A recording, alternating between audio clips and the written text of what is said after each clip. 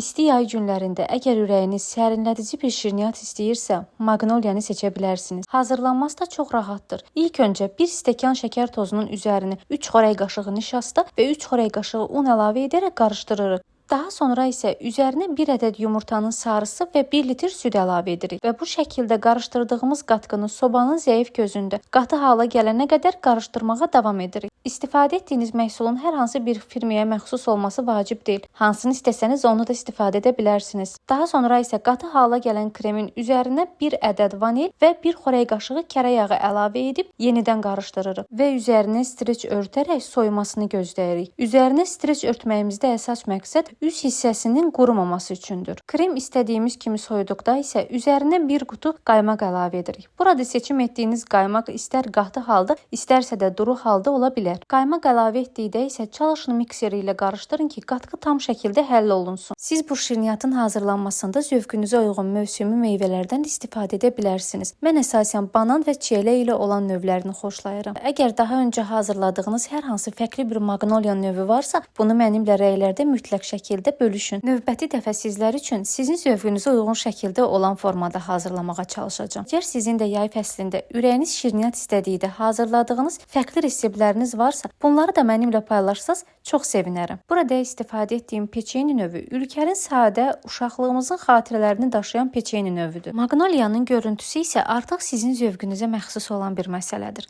İnqridiyentlərin dəqiq ölçülərini sizlər üçün raya bölməsində qeyd edəcəm. Videolarımın davamlı olması, fərqli yeməkləri kəşf etmək, fərqli dadlar dadmaq üçün mütləq şəkildə kanala abunə olmağı və rəy bildirməyi də unutmayın.